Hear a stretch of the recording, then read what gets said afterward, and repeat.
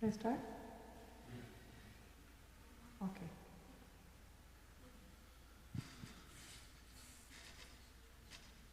Assalamu alaikum. Today we are here for an amazing program, especially very beneficial for the students.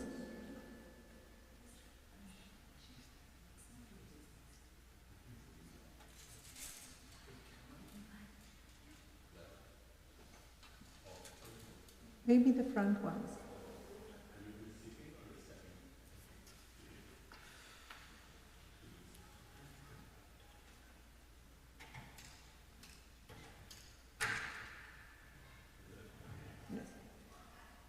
Once again, Assalamu alaikum. A'udhu billahi minash shaitanir rajim. Bismillahir rahmanir rahim. Jazakallah for everyone to be here, and inshallah it's very exciting to have one of our very amazing guests. Today is going to be Sister Ameera with us. Ameera was born in Dhaka, Bangladesh and grew up in San Diego.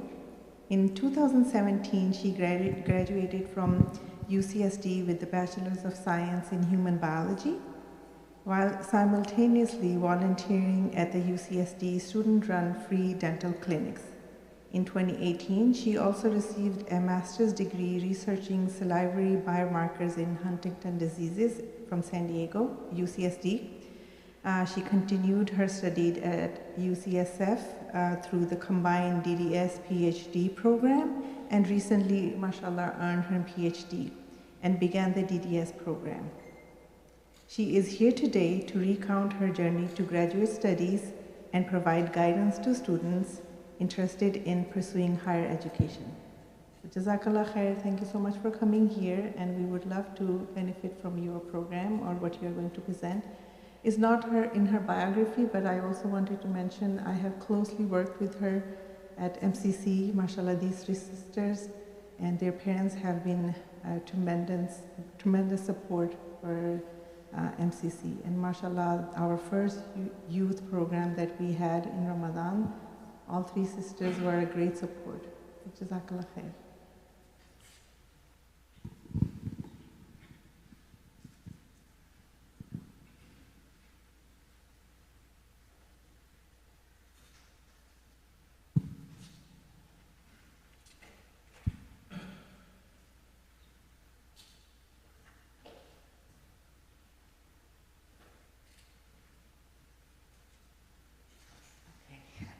Assalamu alaikum, everyone. Thank you so much for the opportunity and inviting me to speak and provide some of my story and tell other students, those younger than me, how they could possibly pursue careers within the fields of health science.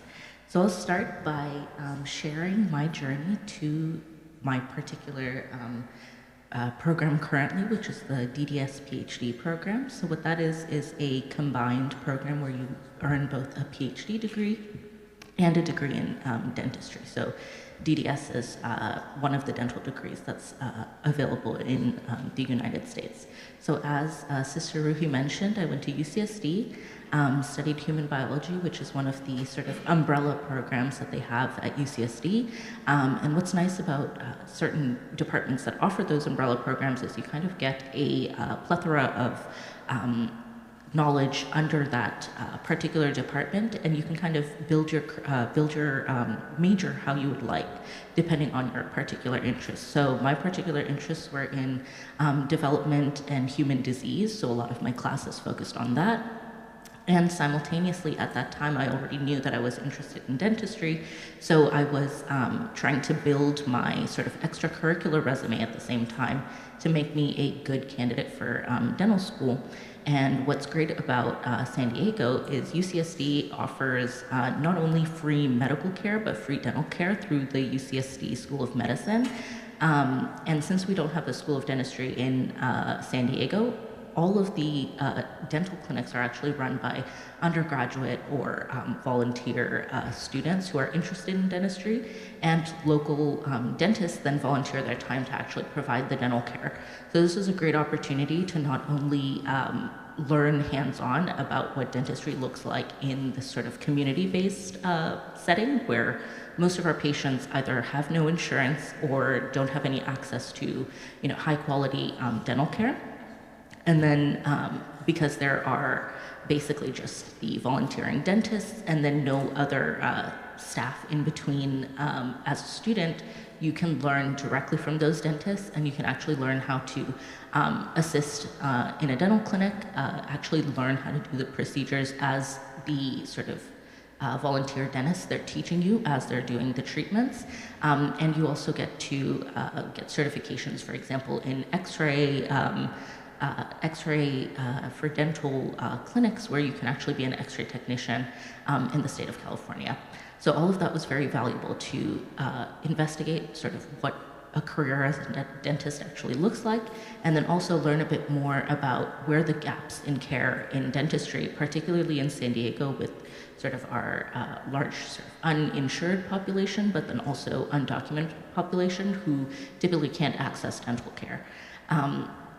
And with that, I was also fortunate enough to kind of see some of our patients who were more medically complex. So they had other medical complications, possibly other diseases, and that sort of led me to investigate what was available at UCSD to learn more about that as well. And one of those diseases, Huntington's disease, which is a genetic disorder, quite rare, but it is passed down genetically and can remain sort of hidden in the family line for many years. San Diego has one of the sort of main research centers within the sort of Western United States, and that is a clinical research center where I volunteered first and then did my master's at during my time at UCSD. And all of that experience allowed me to sort of make my way to UCSF, where I'm currently working on, I'm about halfway through this DDS PhD program.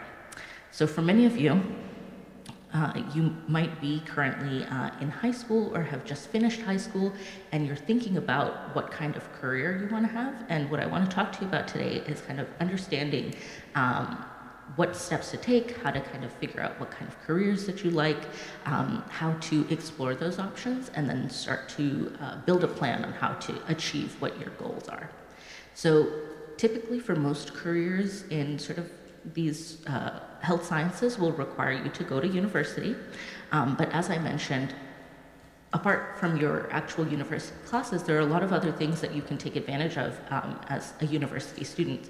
So for example, internships, leadership opportunities, volunteering, doing work while you're in school. So it could be the actual work-study program, or you have another job while you're in school. And also other specific clubs and organizations that you can be a part of during your time as a university student that can help you not only round out your experience as a student, but also allow you to explore different avenues and build your career starting from college. So the steps after that, you kind of have a lot of questions where, should I get a job? Should I go to grad school? And if I go to grad school, there's so many different options. Like, do I get a master's? Do I get a PhD? Do I go to professional school? So that would be medical school, dental school, pharmacy school, law school also counts. Or maybe you want to be in school forever and do all of the above. And so I'd like to speak about that with you today. So first and foremost, I think it's helpful to work backwards. So let's talk about how you would go about choosing a career. So some of the things to think about when thinking about the path that's correct for you are going to be your particular skills, interests, and your personality, your values as a professional and how that ties into your values as a person, your goals, so what your specific life goals are, but then what your academic and professional goals are as well. So that could be with your family, with your friends, and then how your work life sort of fits into all of that. And then once you've kind of narrowed down a list of careers that you are interested in, one important thing to consider is the particular job prospects, because there may be a certain job that you're very interested in, but it could be quite rare, or maybe you're not in the particular sort of area where it's like very common, so then we have to figure out how to sort of break into that particular area to do so. And then also think about what the educational costs are going to be. So as we all know, college is expensive, professional school can be even more expensive. There are other ways that we kind of lessen that burden through scholarships and programs such as mine that provide funding through the National Institutes of Health. And finally, you also want to consider growth potential. Your career is potentially going to be very long, and you want to make sure that at every step it is fulfilling you intellectually and also for whatever goals that you may have for your life. So one thing you can do, or here are a few things that you can do to explore careers while you're in college. It's actually one of the great things about going to college is all of these resources that are available to you that once you're outside of college, it might seem even more inaccessible. But you can research roles. So every school, they have a sort of career guidance or career counseling facility, and they have individual counselors, but they also have a lot of like resources, print resources, guides of that sort to get you not only information on what that specific job looks like or what sort of things you have to do while you're in school to achieve what you need to get that job. But in addition to that, they also can link you up with existing alumni or through the sort of clubs and associations at school in whatever field that you're interested in. That's also a great way to get in touch with people who are more advanced in the field, who can mentor you and teach you specifics in terms of learning from their particular path in how they navigated their careers. But then also, if they, for example, have careers in academia, they still have a network within the sort of admissions committees and things like that, and they can kind of give you more insight into both the training that's required for that particular job and also what that job looks like once you are in that role. And finally, shadowing. I would highly recommend that you shadow once you've decided that you're interested in a particular field or a particular role itself. Always take the opportunity, and many mentors, they're happy to sort of facilitate that once you express interest. Everyone loves to kind of hear when students are interested in entering the sciences. It's not super popular, it's not super it's not overpopulated at this point. So a lot of people have a lot of bandwidth, let's say, to share with you their particular insights on not only the field, but then maybe the specific place of work that they're at, or the other opportunities that are available. In San Diego, we have a great opportunity. There's a lot of biotech firms and things like that. So the schools such as UCSD, SDSU, they have a lot of connections who are alumni or have previously collaborated with the schools and currently work at one of those companies, and they can kind of, speaking with them will give you a lot of insight into these things. So particularly, I just wanted to kind of make a case for why health sciences. I think many of you know the importance of health and scientific research, but there is a high demand, of course, like as our sort of population ages, and also with all the challenges that are we recently just faced, like with the pandemic and things like that. There's always a high demand, and actually there is a shortage of health practitioners and also scientists generally. Maybe not in San Diego specifically, but if you look countrywide, there is a need for more doctors, more dentists, and so on. You also, when you participate, when you're a part of the health science sort of community, your work is helping others. So you might be directly patient-facing, like you would be as a doctor or a dentist, where you're actually giving care to your patients.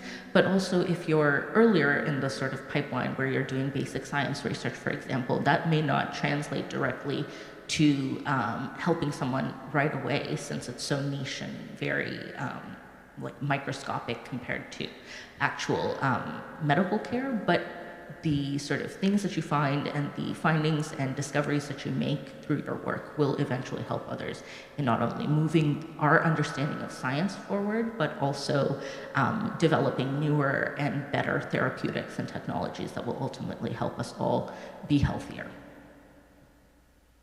Next, what's great about the health sciences, as I said, there's always a need and it's always changing. So there's always intellectual challenges that will sort of sate your appetite for that type of challenge, which is great in a long career where you want to know that you're always thinking about something new, always thinking about how to do the next thing, something better. There's a new challenge a new problem that you're trying to solve, which can kind of make your career interesting.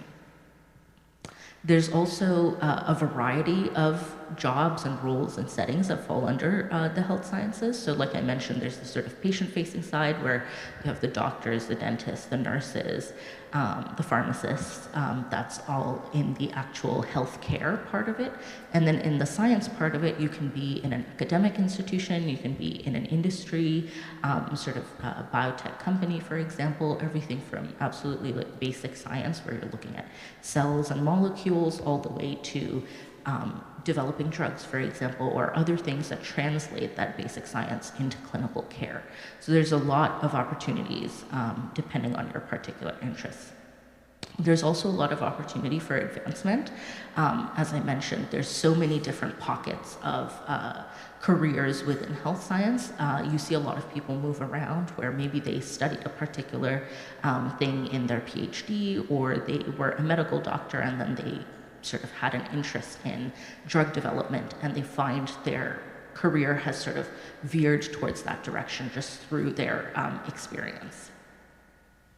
And finally, it's generally a strong return on investment. Like I mentioned, school is expensive. It also takes your time, but that time will lead to a more fulfilling career and hopefully more secure job prospects and things like that. So it's a good decision if you are interested to consider investing that time.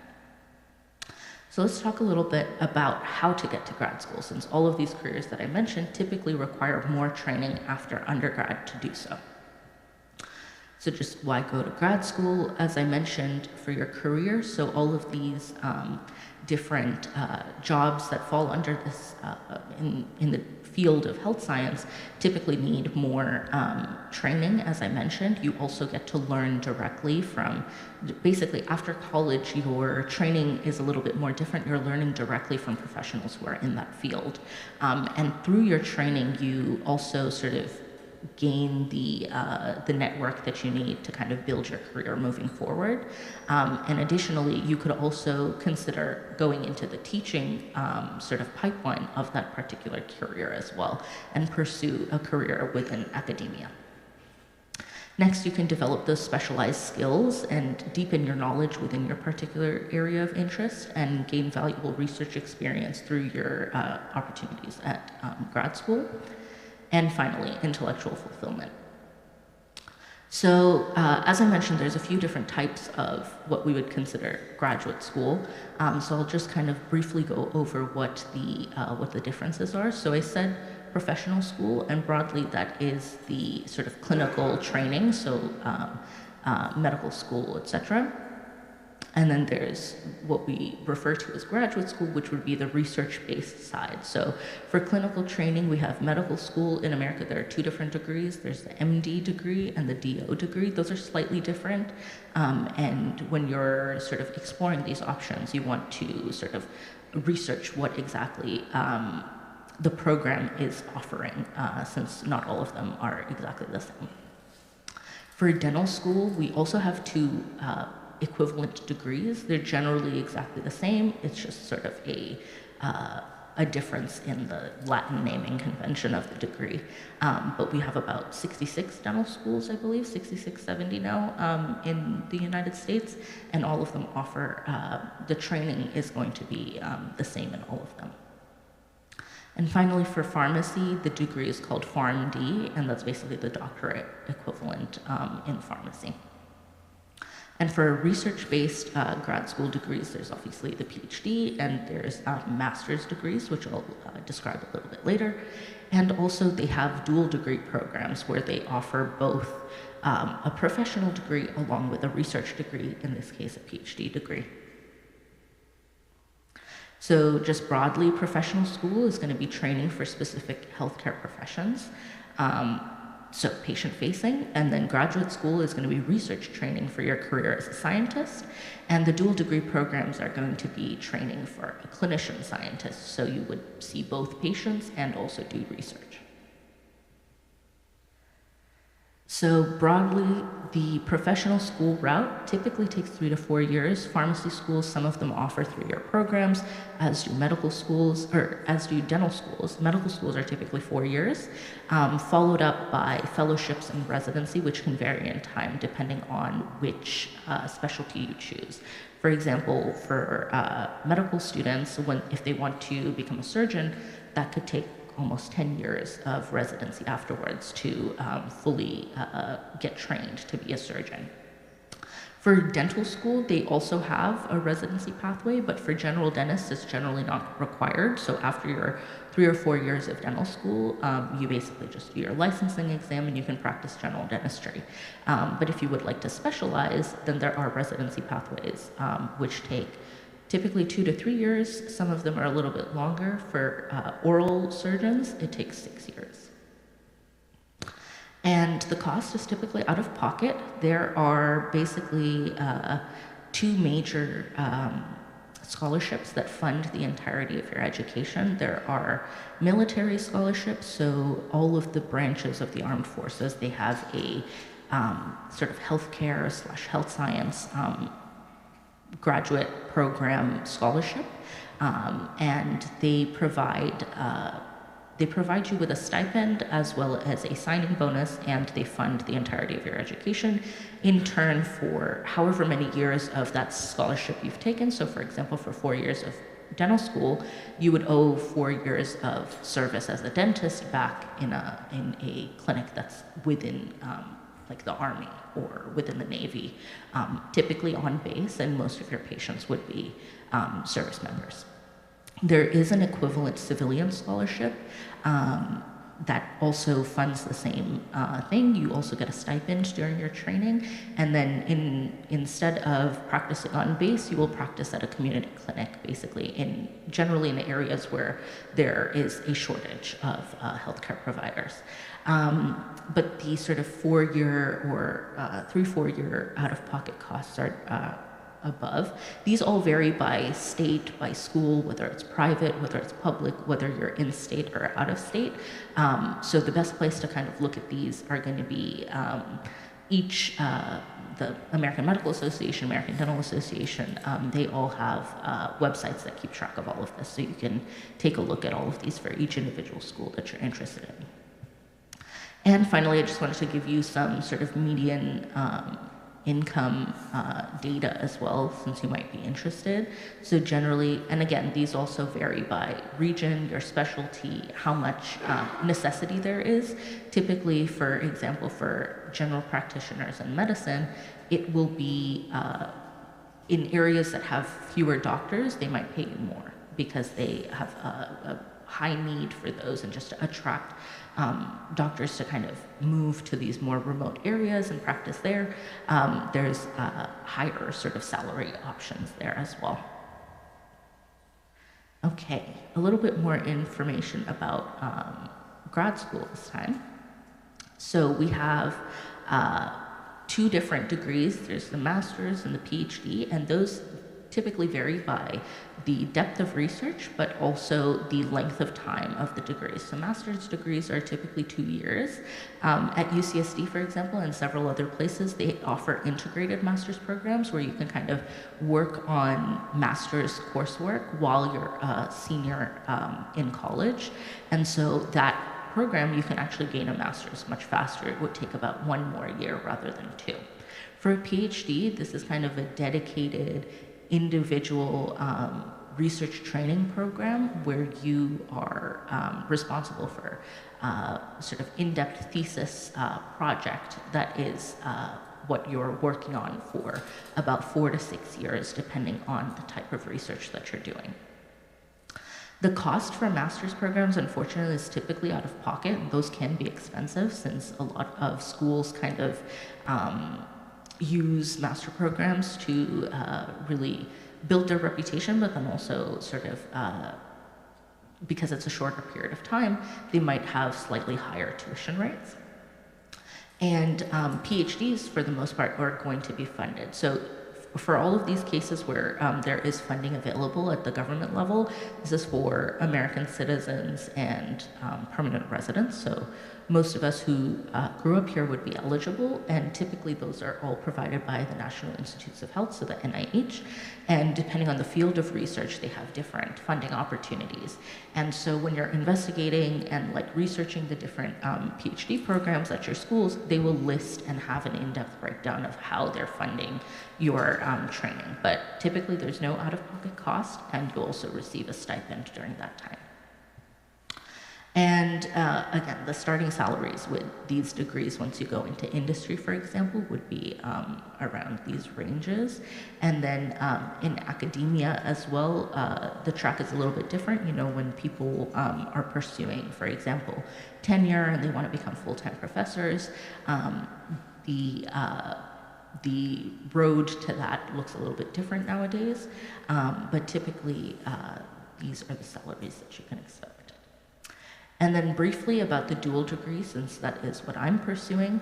So you get both a PhD and a professional degree. I would like to mention that while you're in medical school or dental school, they also have other opportunities that allow you to get a master's in public health, for example, or a master's in business administration, other masters during your 4 years of medical or dental training. And those are typically not considered dual degrees, as they're not a PhD and sort of a funded program in and of itself, but depending on your interest, you can pursue those as well. There are also schools like, for example, UCSF offers dental and medical students an opportunity to get their Juris Doctorate, which is their law degree, while they're also doing their dental training.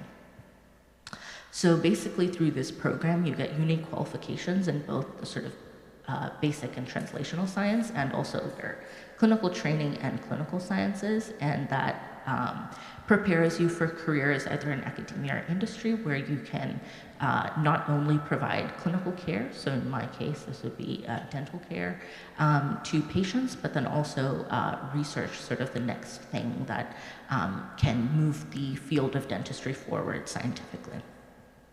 And these programs are typically around 8 years, so either sequentially, like 4 years of PhD, then 4 years of your dental or medical training, or in medical school, for example, when they have a MD PhD program, they usually break it up by 2 years of medical school, then you do your 4 years of PhD, then you go back and you finish your 3rd and 4th year of medical school.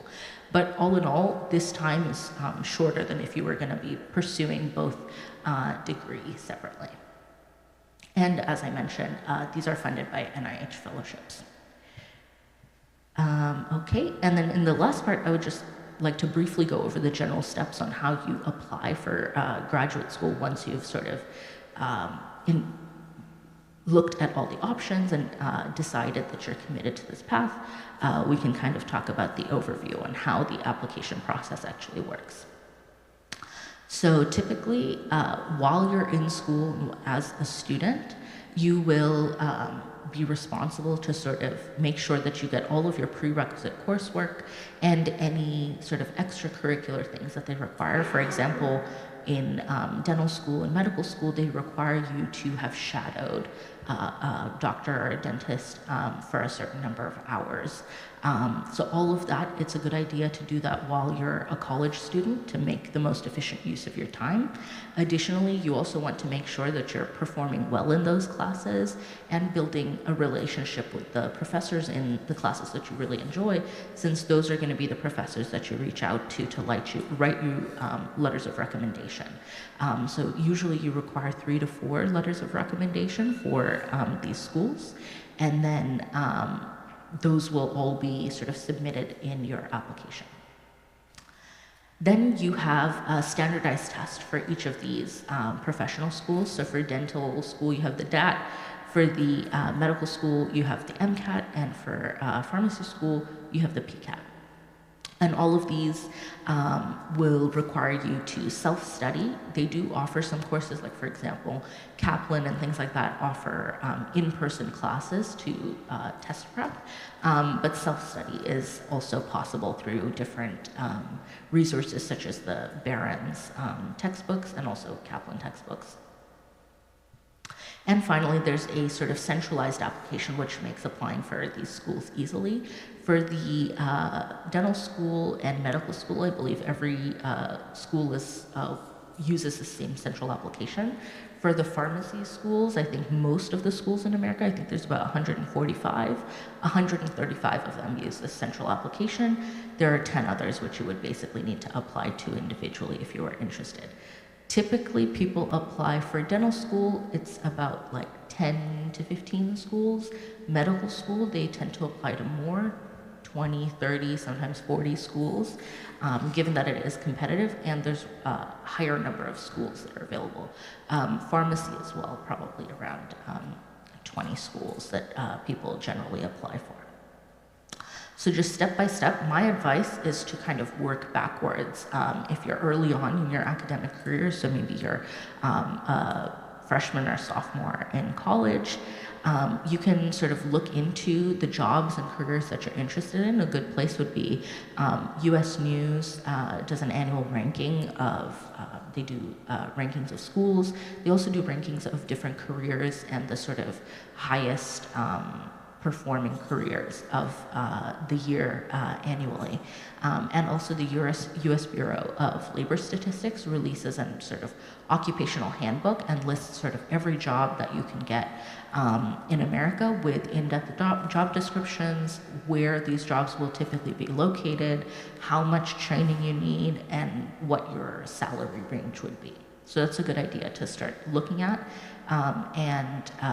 Through the US Bureau of Labor Statistics, you would also get links into sort of like the professional associations that you can start reaching out to for more information.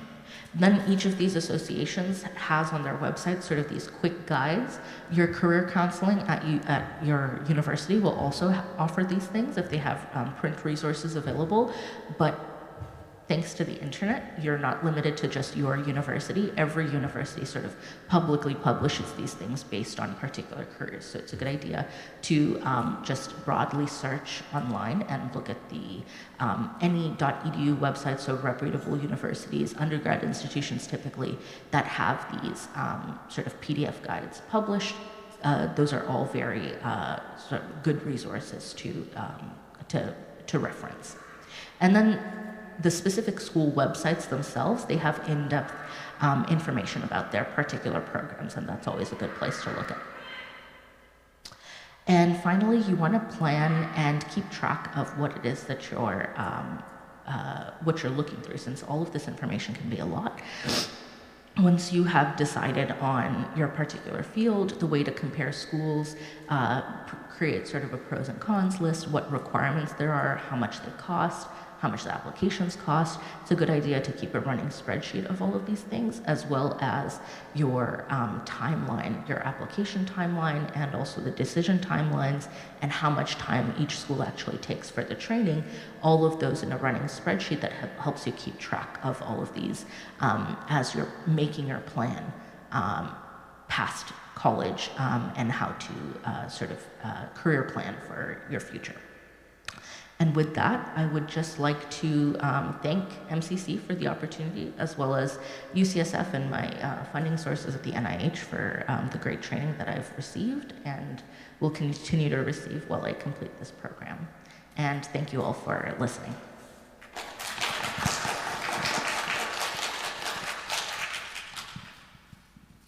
Okay.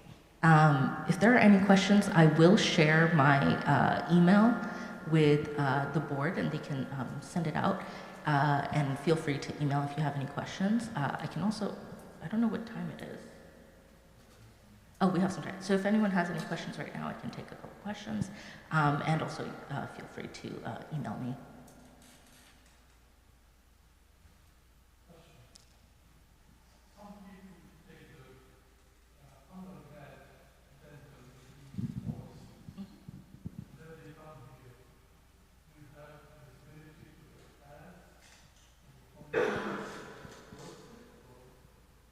Yes, yeah. Okay, so the question, hopefully everybody heard, but they asked about, Dr. Sala asked about people who are trained outside of America in a particular specialty, and then they move to America, are there routes for them to get their license in America to practice, and if that's worth it. So they do. Most big institutions have that sort of foreign trained professionals route to train them for medical school or dental school. I'm not totally sure on how much the medical route costs, but typically I believe it's the 3rd and 4th years of medical school, and then you are prepared for the licensing, and you kind of, after you're done that program, you're any other medical student going into residency, and the same opportunities are available to you there. And then for dental school, I know it is a bit pricey, but it's also a sort of integrated, shorter program. It takes 2 to 3 years, and then like I mentioned, for dental school, you don't necessarily have to go to residency afterwards. So for general dentists, a lot of times, those who move to America from outside, it is worth it to pursue, since their career as a dentist kind of is only, they can only pursue it if they get their license here, and they generally enjoy their job. So there's that way to stay involved in dentistry, and it is generally sort of selective program, just because the programs are typically smaller than what we have for the dental school cohorts for just regular students who have no training from before. But UCSF, for example, has quite a large program. They take about 20 students annually. UCLA also has a similar program that's just as big. So yes, there are several opportunities, and I think they're worth it, and a lot of my colleagues who are trained from outside of America and are currently training at UCSF tend to agree.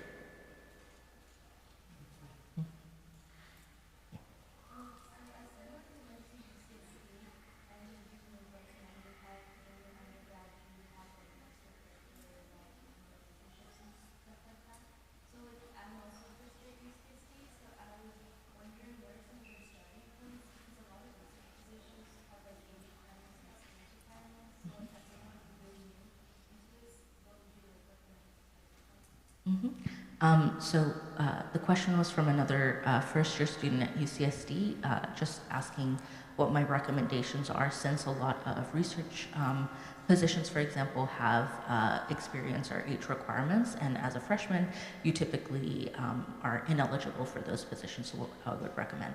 So I was in a similar position to you, where I wanted to kind of apply to all of these things as I started as a freshman, and I think they've changed the portal itself. Is it still called the Real Portal, where they have, so there, at my time, there was something called the Real Portal, which was like research, education, and something like learning opportunities, and basically every research lab on campus that took students, and they had either student jobs or volunteering positions open, they posted them all on this portal, and you can scroll through those and look at ones that accept freshmen, for example, or for maybe some other training purposes, you have to be at least 18 years of age to apply.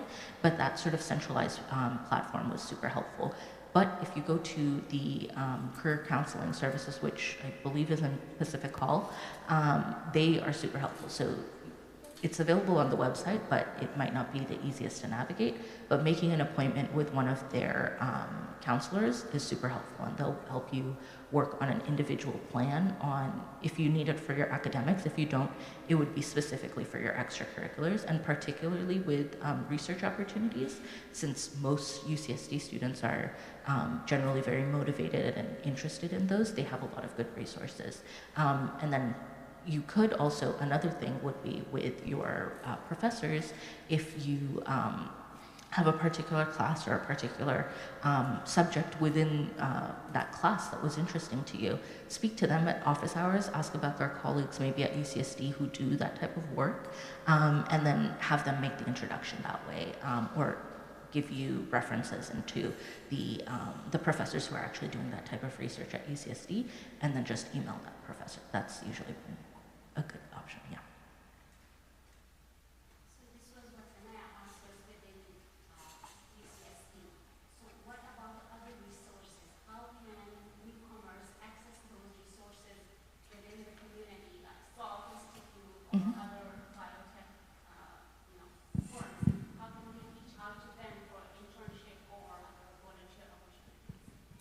So the question was now for people who are not students at UCSD and for other institutions like the Salk Institute, how can they investigate those opportunities? So as I mentioned previously, all of the sort of online resources where they list things for students at UCSD are typically accessible by everyone. So that's always a good place to start, since the sort of UCSD career counseling keeps up to date with that, and that's always a good place to kind of get a thorough list of what opportunities are, when the typical application cycles are. But other than that, each individual company or institute, they have their own websites for those internship programs. So it is a bit tedious, but it's worth the time to, investigate on each of those. And they typically have a program coordinator or contact that you can reach out to, or even better, if there's some other, LinkedIn is a useful resource for this, because you can see which teams people are on or what type of research people are doing. And typically you can't sort of cold email on LinkedIn, but you can get their professional email and send them a professional sort of introductory email telling them why you're interested and what kind of thing that you'd be interested in doing based on your sort of skill level or where you're at in your training. And then luckily, if we're lucky, they will reply, but it's a good idea to sort of send multiple emails out and sort of keep an eye on those things and get in that way. And in addition to that, luckily in our community, we have a lot of people who are already in those fields. So talking to each other, talking to people at MCC,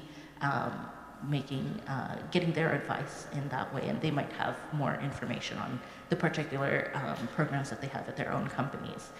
That's also a useful sort of resource, like using our community to network. Yeah. Sorry, it's another question. I didn't ask the question, but I also wanted to answer. Can I add? Yes, yeah, go do. So a lot of times the industry, we go, like I'm part of the industry in my research, they're at UCSD and SPSD, they have career centers, and this is where we go and recruit for interns.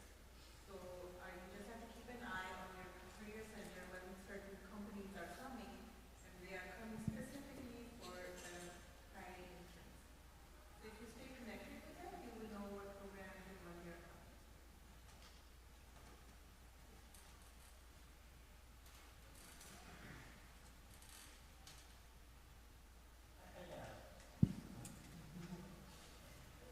Thank you very much for this insight. So, I just need to know what is the significance of this master program in terms of applying for the professional schools now? Because it's getting a bit more competitive now. So, in your experience, that it's becoming a law now, that you have to have a master along with the program, or Yeah. the graduate program is, if you have a competitive grade and all of that, if you have to take this seriously to move on. For professional school or for the job? Yeah. So a lot of people, it's sort of a double-edged sword. It's a good thing in one way where professional schools are sort of trying to expand their evaluations of students and allow what they consider non-traditional applicants, so students who have taken a gap year or have another degree and things like that. They're sort of honoring that time that they've put in and evaluating those. But it's not a demerit if you're just a bachelor's student who is applying. That would be the traditional pathway where you just have your undergraduate bachelor's degree. You actually don't even have to have earned it entirely. Typically people will apply in their third or fourth year of that program, and so there's no gap in from when they graduate undergrad to when they start medical or dental school. In one way, it's not that it's more harsh, but that your grades kind of will matter more since you don't have as many other sort of things on your resume as if you had pursued a master's degree, for example. There's a sort of thesis that you've written, you have publications maybe, all of these other sort of academic enrichment activities that you've done that may bolster your application. But traditionally, what we see, there are probably a handful of non-traditional students, like at UCSF, for example, and the other sort of public schools. That's usually what you see. Certain schools have more non-traditional applicants. For example, Tufts University in Boston has, I think, about 30% of their student population every year has a master's degree. But that just means that these are sort of more senior students, but not necessarily that they're going to be valued more by the admissions process than a student who just has a bachelor's degree. But it is for students who, for example, have an interest in science, they may pursue a master's degree, and then they still want to continue with their professional degree or whatever it may be. They go back into the sort of professional school route, and that's typically how it goes. Yeah.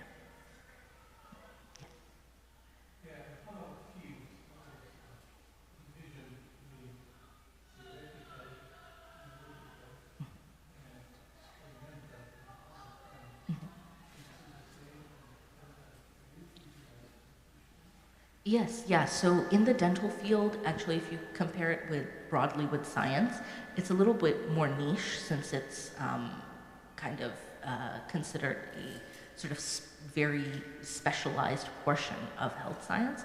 So as a result, you have certain areas that are more of a focus in the sort of research aspect of dentistry.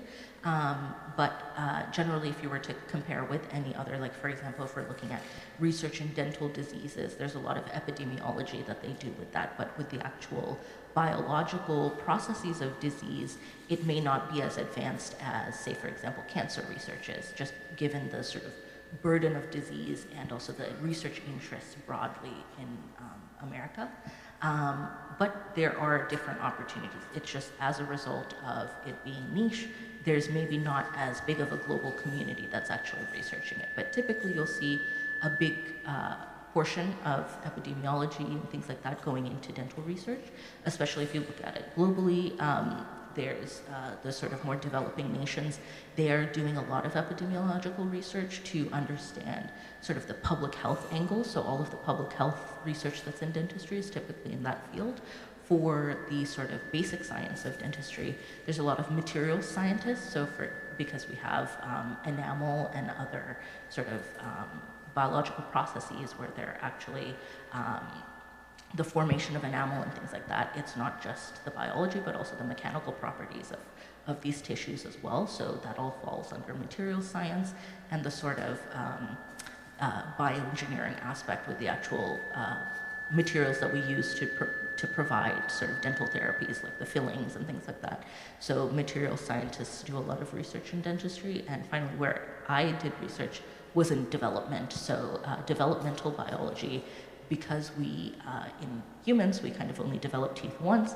In other species, they develop teeth multiple times in their life or continually sort of renew teeth. Those are certain areas in sort of cell and developmental biology that are of interest to the sort of dental world. So that's another big pocket of research in dentistry.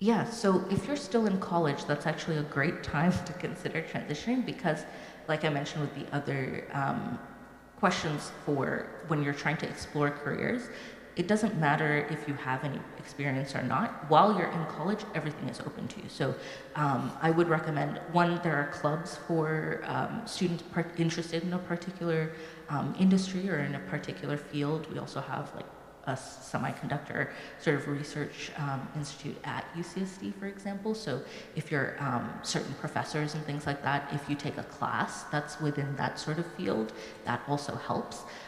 So if you don't want to, you can take one-off classes. So that's one nice thing about UCSD. most classes don't have a prerequisite that you have to be in this degree program or that you have to be like a declared major or something like that to take classes in that department. So that's one of the ways. You want to, of course, start with the education.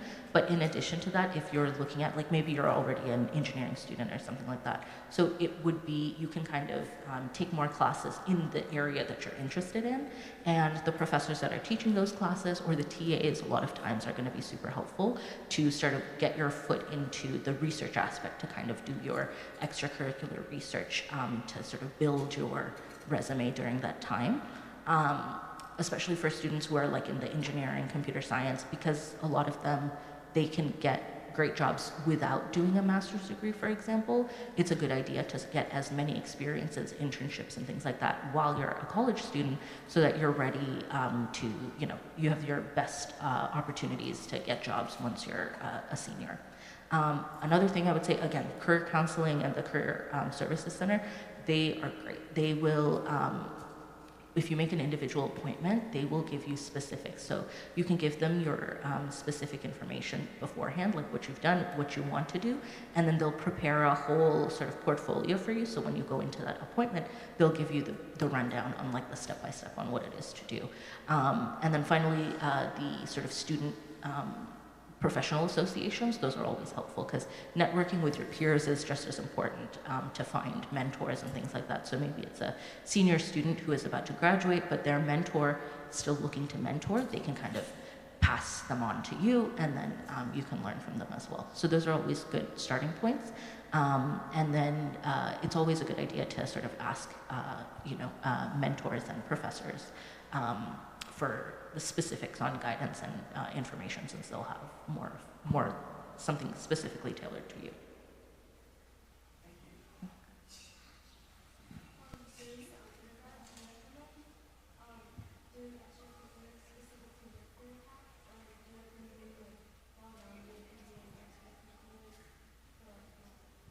Yeah, so the question was if I recommend during your undergrad doing extracurriculars that are tailored towards your career path, or just a well-rounded base of extracurriculars. One thing, I guess it would depend on what your priorities are. So for me, I, at the beginning of undergrad, already knew I wanted to go to dental school, and I knew that we didn't have many opportunities for dental-related extracurriculars. So I knew that I wanted my research sort of extracurricular, since I also had an interest in research, to kind of tailor to something that would help me be a dental student, and something that I could use to sort of increase my experience with either patients, which is what I ended up focusing on, and I did clinical research, or other sort of just leadership activities. I volunteered at MCC, for example. That's always like a well-rounded, that's just like part of your community sort of thing, but not necessarily directly related to your, to anything academic, but it can still be a valuable experience when you go to write your personal statements and things like that for schools. What I would highly recommend is that if you are interested in sort of multiple fields or something like that, join those student associations, and then you can kind of dabble in all of the different extracurriculars there without kind of having to seek those out for yourself, since that makes it a little bit more difficult, and it also makes it more difficult to kind of pursue multiple areas at once. And then when you find one that you like, you're really short on time in undergrad, unfortunately. Within 4 years, you're expected to do a lot. So then you kind of will naturally, whatever you end up liking more, you'll spend more time in, and then you can kind of either go further and try different types of extracurriculars within one, like could be volunteering, shadowing. A lot of students interested in medical school, for example, they'll train to be a doula, or they'll do medical scribe work and things like that, were super common extracurriculars for my friends who are going to medical school. And then you basically will kind of find your niche, but just try your hand at anything that you're interested in, since it is like a great opportunity at that time.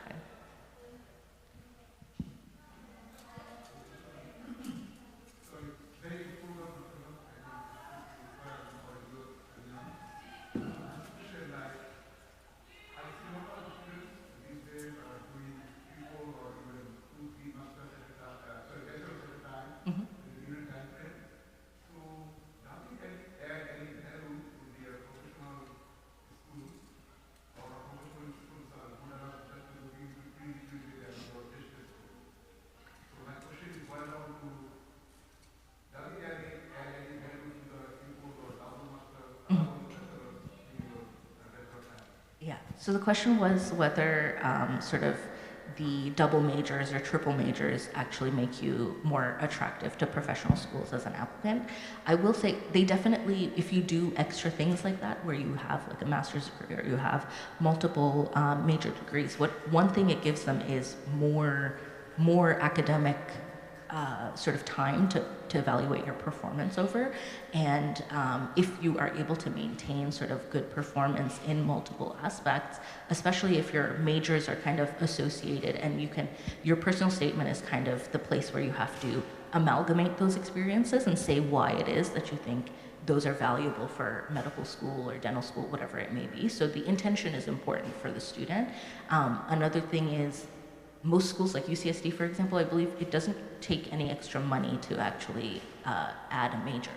So it might be the best use of a student's time if they have the sort of bandwidth for that to, take as many of those classes as possible and really have something to show for it, which is a second degree, given all their hard work. And that will, again, they obviously have to perform well for it to reflect well, but generally the professional schools will appreciate that, but it has to be something that in your personal statement, it has to kind of all tie in together, and that's like a good opportunity to make that known, since it might not be obvious always to the school. And then once it comes time to actually interview for that school, then I think that's where that student will get a time to sort of shine and sort of show why their experiences will make them a better candidate for that school. So it's definitely worth it. I don't know if it's, if there's sort of like an economic aspect of it where it will cost more or something like that. That's a trade-off that will, again, sort of deal with what the priorities of the student are. But generally speaking, if all things are the same, an extra degree will likely not hurt you, it would help you. Okay, I think it's almost time, so thank you everybody, and thank you for all your questions. I will share my email with the board, and they can send it out for anyone who's interested and has any other questions for me. Thank you so much.